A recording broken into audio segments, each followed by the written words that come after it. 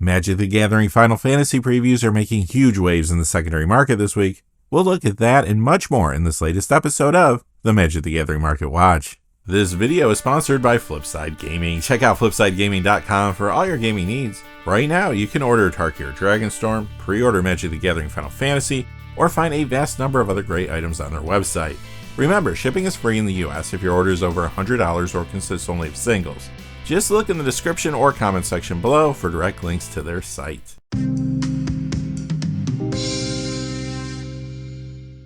Hey there, this is John from Heroes and Legends, and welcome to another edition of the Magic the Gathering Market Watch. Like I said in the cold open, Final Fantasy previews are the biggest factor driving card prices this week, but there are a few other surprises in today's video. We're going to be looking at 10 cold cards, which are cards moving down in price, not necessarily cards that are seeing less play. But instead of our normal top 10 hot cards, we're going to see 15 cards moving up since the market is warming up again. As always, our lists are based on two pieces of criteria: the percentage change in the value of the cards, as well as the change in the number of sales from week to week. We'll quickly look at the cold cards and spend more time on the cards moving up in price. Quickly before we get started though, I do want to say thank you to one of our gold patrons, and that is Cesareo Garasa. Cesareo, thank you so much for all your support on Patreon. All the support that you give the channel really, truly goes a long way. I appreciate it a ton. Thank you again, Cesareo. And now, without any further ado, let's get into it. We'll begin with the 10 coldest cards of the week. Again, this time, several cards that were heating up over the last few weeks are stabilizing down this week as they try to find their proper price points. You'll also see some cards here from Tarkir Dragonstorm products, which isn't too surprising since a lot of that is being opened right now, and supply is catching up with demand in a lot of cases. Our first card is down one spot this week to number 10, Beator Ancestor's Voice. Down $1 to $3.45, that's a 22% decrease. This is the foil copy from the Tarkir Dragonstorm Abzan Armor Commander deck. Number 9, Meringue River Region. Down $1.07 to $2.99, that's a 26% decrease. Number 8 is Bright Glass Gear Hulk, down $1.07 to $5, that's an 18% decrease. Number 7, Hull Breacher from Commander Legends, down $1.31 to $4.59, that's a 22% decrease. This was number 6 on the hot list last week. This week, it lands at number 6 on the cold list, Shiko Paragon of the Way. It's down $1.31 to $6.69, that's a 16% decrease. Number 5, Evereth, Viceroy of Plunder, down $1.36 to $7.62, that's a 15% decrease. Number 4, Alila Cunning Conqueror, down $1.47 to $3.79, that's a 28% decrease. This is the foil copy from the Wilds of Eldraine Fey Dominion Commander deck. Number 3 is Spike's Corridor / Torture Pit, down $1.99 to $2.68, that's a 43% decrease. This is the exclusive room from the Dustmourne Endless Punishment Commander deck. Each of those decks had one room that you could not get anywhere else, including collector booster boxes. Number 2 is Storm Chaser's Talent, down $3.33 to $15.67, that's an 18% decrease. And number 1 this week is Orm's Chant, the Modern Horizons 3 copy, down $1.20 to $6.25, that's a 16% decrease. The one from the list down $5.08 to $12.42, that's a 69% decrease. And the Planeshift copy goes down $8.89 to $24.11, that's a 27% decrease. Alright, on to the main event. These are the cards moving up in price, starting with number 15. Ophidian Eye from Time Spiral, up $2.01 to $6.88, that's a 41% increase. This is the only wide release printing of the card, but there was a reprint in Mystery Booster 2. That one is moving up as well, but there's not enough actual sales data to determine how much right now. Ophidian Eye currently gets some commander play and builds like Gyerson Starn Kellermore for Niv Mizzet Perun. It's gotten more play recently, since some have been getting it to upgrade the Tarkir Dragonstorm Jeskai Striker commander deck, while others have been putting it in fresh builds around the front-facing commander from there, Shiko and Narset Unified. However, the key driver for Ophidian Eye's spike is some of the Final Fantasy previews. I'm already seeing players grabbing it for the upcoming Scions and Spellcraft commander deck, and others are putting in a new deck list around the front-facing commander from there, Y'shtola Knight's Blast. Plus, I'm seeing Ophidian Eye in a lot of deck lists around a card from the main set, Vivi Ornithir. Down 5 spots this week to number 14, Into the Flood Maw up $2.06 to $6.06, that's a 52% increase. This Bloomburrow uncommon is spiking now because of standard more than anything. More specifically because it's a 4 of in the wildly popular and successful Is It Prowess deck. That is one of many builds in various formats that have found success using Corey Steel Cutter from Tarkir Dragonstorm. Typically, you see 2 or 3 copies of Into the Flood Maw in the main and 1 or 2 in the sideboard. This is in some other standard decks too though, like Temur Prowess as well as Simic Tempo, and I've even seen some starting to try it out in Jeskai Oculus, Is It Tempo, and Is It Aggro. Over in Pioneer, this appears in Is It Phoenix, Hidden Strings, Is It Prowess, and sometimes Mono Blue Rona combo. It gets a good amount of modern play too in Belcher, Dredge, Twiddlestorm, Electro Rhinos, and sometimes the Is It Prowess build there. Into the Flood Maw even shows up a little in Legacy, where it's played in Lion's Eye Diamond Dredge sideboards, plus it's been known to appear in the sideboard of Vintage Oops All Spells as well. Additionally, the card's in 1v1 dual and regular commander builds. In dual commander, you see this in the popular Leer Disciple of the Drowned builds, for example. Over in regular commander, Into the Flood Maw in several decks like Urza Lord High Artificer, among others. It's even seen more play there recently, as some players have been adding it to the Ether Drift Eternal Might commander deck, while others have been using it in fresh builds around Hashatan Scarab's Fist from there. Into the Flood Maw has also been in commander decks around a couple of cards from Tarkir Dragonstorm, Narset Jeskai Waymaster, and Taigam Master Opportunist. The card's seeing a ton of play, but standard Is It Prowess is really the key driver here. Number 13, Birth of the Imperium, up 213 to 473, that's an 82% increase. This is from the Warhammer 40k Forces of the Imperium commander deck. It currently sees a little commander play, typically in Tom Bombadil builds, and those decks are taking off now thanks to some Final Fantasy previews. Final Fantasy is bringing us a series of saga creatures based on the summon spells in the games. Some are found in the main set, some are in the commander decks, but here are a few examples of these sagas. We have Summon Bahamut, Summon Primal Odin, Summon Fenrir, and Terra Magical Adept, which transforms into Esper Terra. There are players putting Birth of the Imperium and commander deck lists around Terra, but a lot of them are interested in rebuilding their Tom Bombadil decks or building one for the first time with these new sagas. Birth of the Imperium is appearing quite often in those deck lists, and since it's a Warhammer 40k card, it's difficult to reprint and harder to find than cards from regular sets, hence the price increase.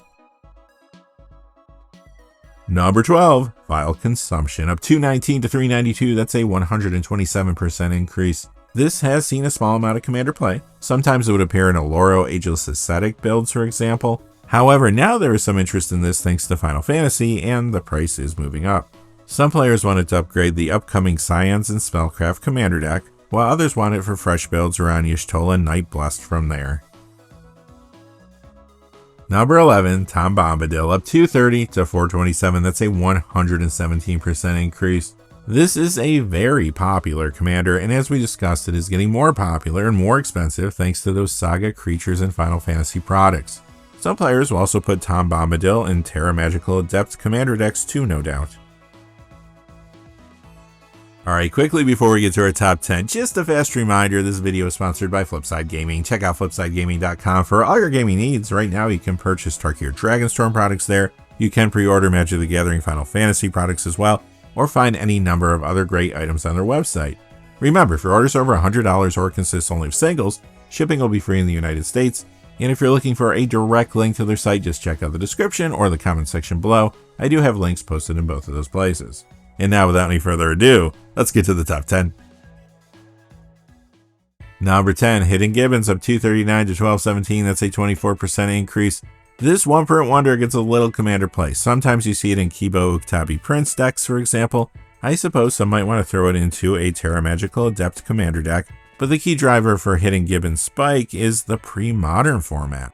Control builds like Parallax Replenish have been very strong there, so many decks are now running Hidden Gibbons in their sideboards. It appears in the boards of popular builds there like Oath, Enchantress, Madness, and more.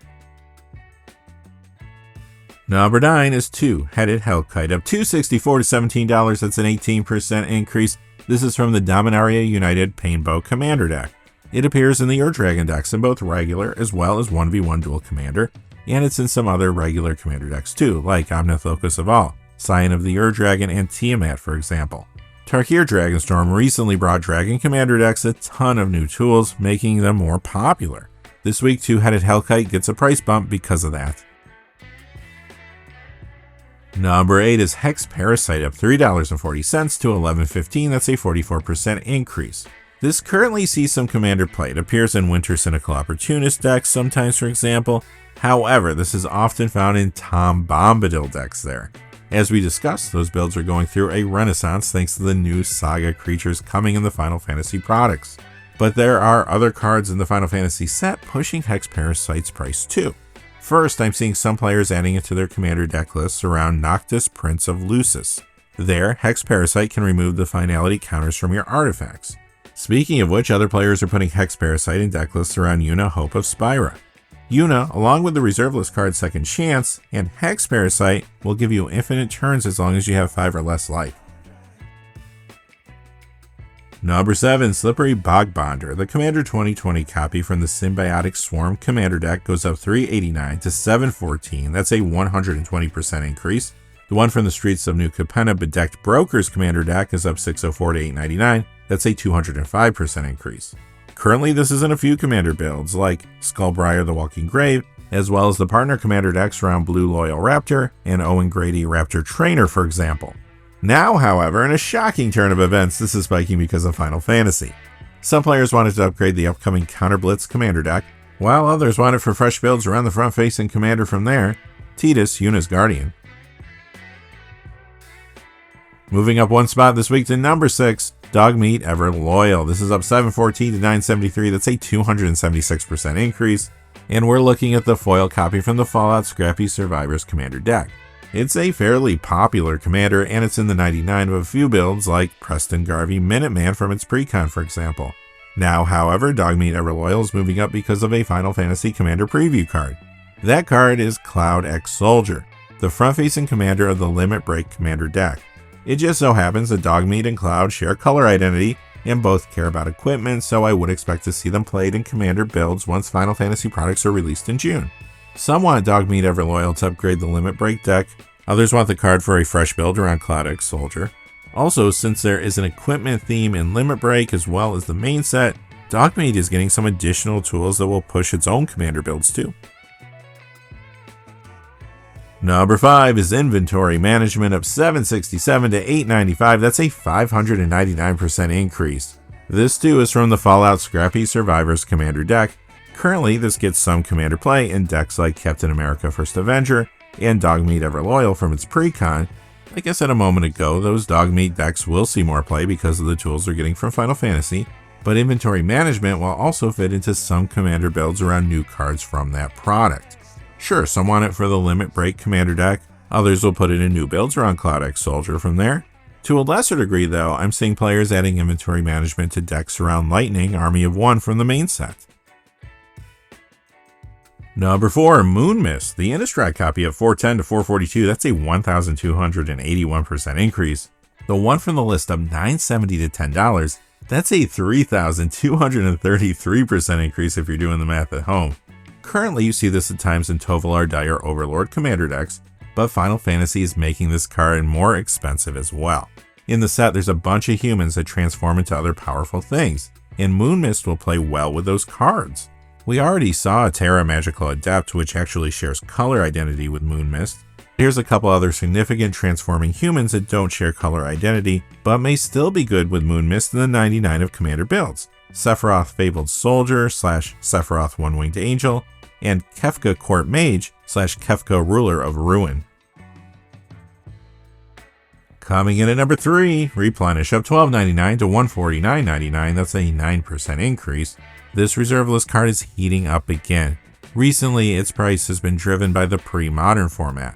Replenish is a big part of the Parallax Replenish decks that have been performing extremely well there. At their heart, they're control decks that animate enchantments with opalescence. You also see Replenish in other builds there like Enchantress and Landstill, but this time pre-modern is not the key driver. Over in Commander, this appears in some different builds including Aminatou Veilpiercer and, wait for it, Tom Bombadil. Yup, Final Fantasy Saga creatures are playing a role in this price spike as well. Our number 2 card is Quicksilver Elemental, up $14.39 to $14.89. That is a 2,878% increase this week. It hasn't been seeing much play to speak of, so you know Final Fantasy previews are behind this. I won't bury the lead. This is part of a 2-card combo with Vivi Ornithir. You just have to get Vivi's power up a little, which should be pretty easy. Then Quicksilver Elemental can use Vivi's ability without the only on your turn and once per turn drawback. That gives you infinite blue and red mana. And finally, coming in at number 1, Blazing Shoal. The one from the list is up 1516 to 1647. That's a 1,157% increase. The original from Betrayers of Kamigawa goes up 1664 to 1864. That's an 832% increase. Again, another card that doesn't really see much play to speak of currently. It was banned in Modern back when Effect became a thing, but now it too combos with Vivi Ornithir.